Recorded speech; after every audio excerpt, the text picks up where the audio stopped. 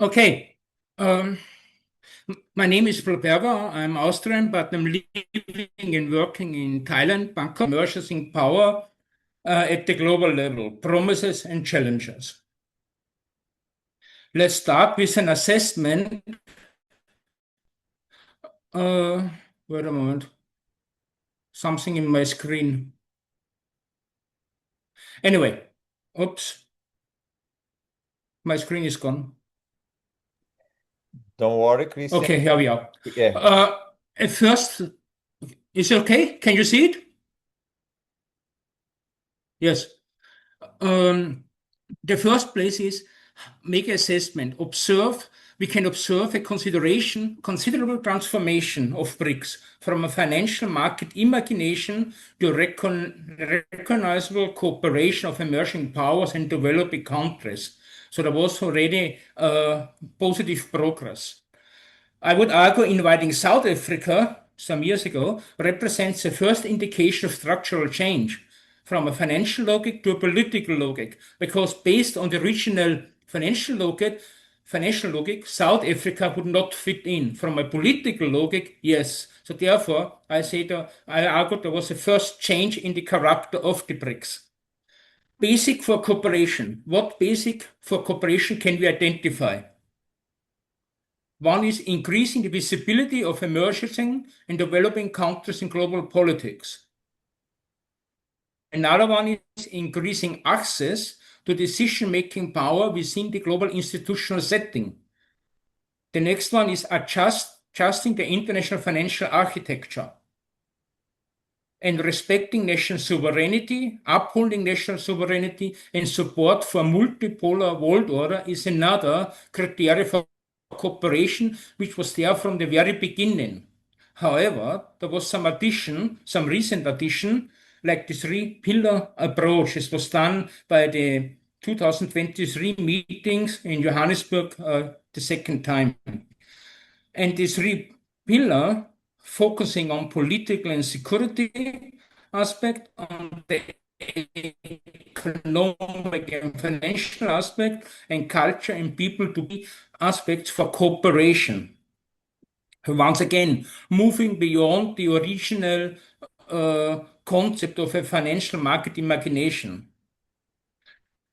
But still, the critical question is, can BRICS as an organization deliver on the expectation its member has? So is BRICS able of fulfilling the task its member are expecting from it?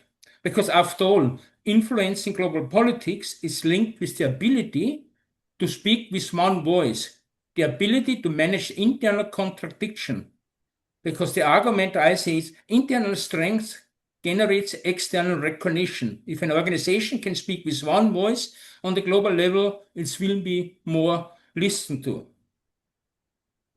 We may remember the expansion of BRICS in 2023, a number of new members. However, looking from today, we have to recognize that there was some changes. The new government in Argentina made a U-turn, decided not to change, not to join BRICS. On the other hand, we also had another surprise.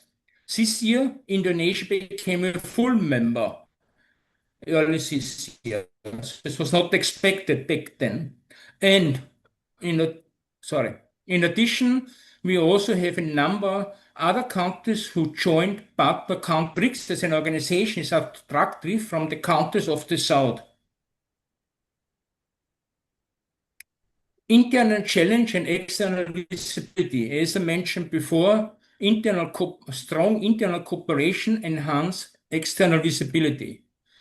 BRICS is usually described as a loose cooperation of states or as an informal diplomatic group. So there's a lot of criticism to say how function BRICS. For example, BRICS members are not coordinating their voting behavior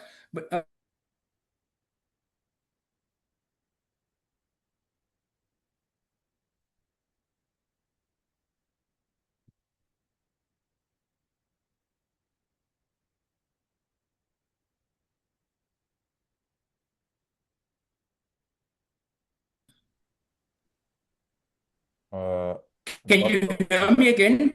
Okay, okay, now, yeah, yeah. Okay, okay, you're back. Okay, go on, please.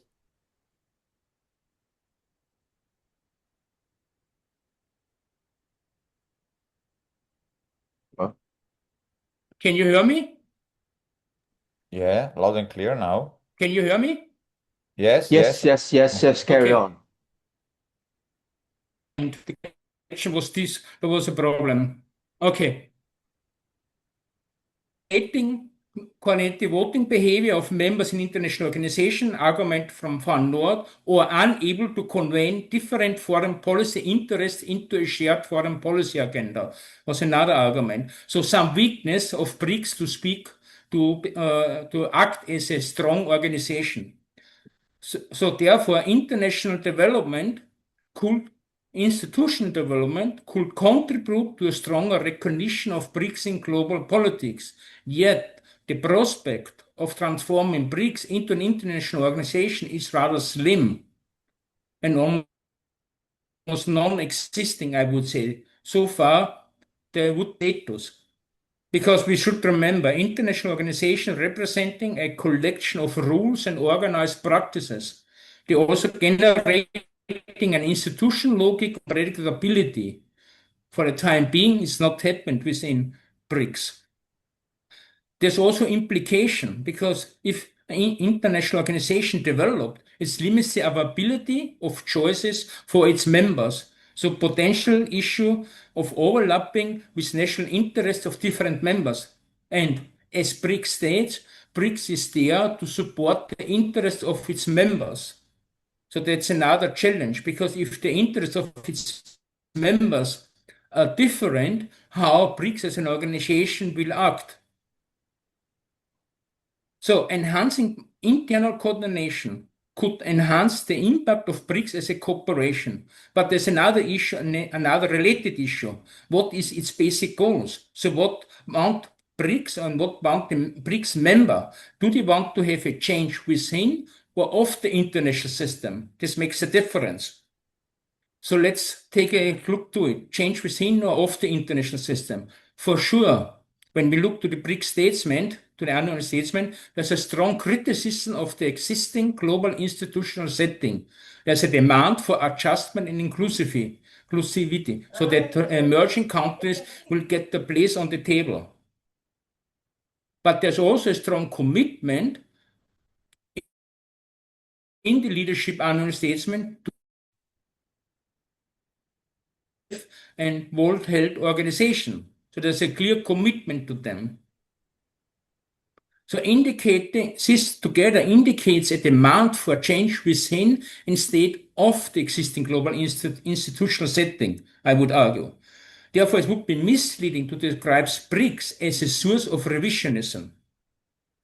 I mean, Roberts makes an argument, BRICS countries contest the West's pretension to permanent stewardship of the existing system, institutional setting, but they do not demand a systemic change.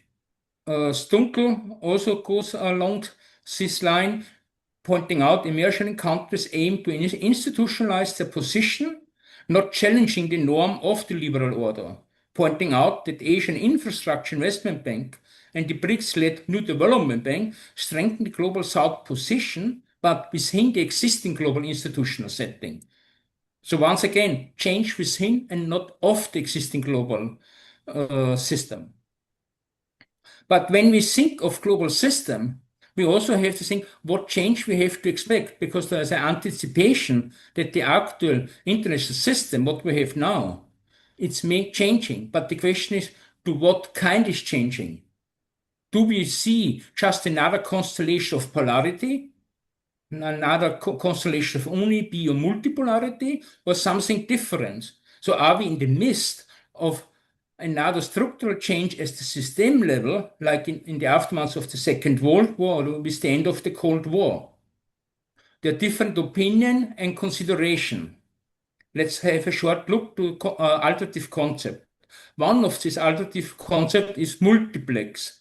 The emphasis is to say a multiplex system is based on experience of multiple processes of modernity. Its character will be interdependent, No single power or idea will dominate. It will be plural. Interaction capacity will be critical in such an international system. Another concept is polycentric, built on three categories of state: first order state, who have influence beyond the region; second order states, who basically have influence within the region; and third order powers, who only have influence on the neighbor. In a particular region, based on geographic proximity, will also be very influential in the policy concept of system.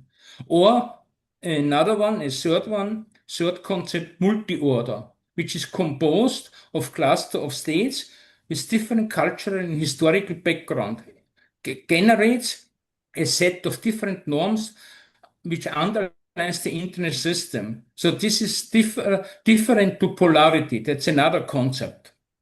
However, we should remember, and interestingly enough, historical is to be the norm. So are we really in the change of something else, or does historical experience still have a stronger impact? But because based on this kind of change of the international system, the requirement of an organization to operate within it will be different. So that's another open question of the future impact of the BRICS, if we accept that we're in the midst of a system change. So, and as a final position, as a final slide, BRICS has a provisional outlook. So for the time being, there's an institutional weakness, an internal challenge which undermines BRICS' ability to speak with one voice, therefore weaken its position.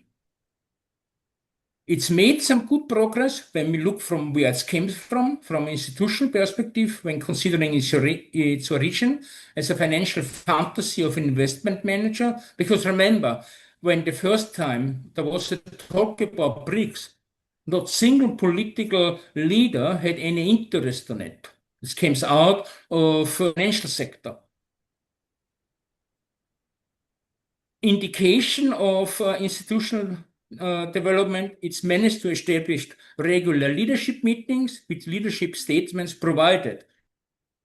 Things implementing is another one. We may also look to the ASEAN as an example for that. However, on the other hand, there's an ever-increasing area of cooperation among its members. Examples like supporting agriculture development, establishing a digital economy working group, Center for Industrial Competence,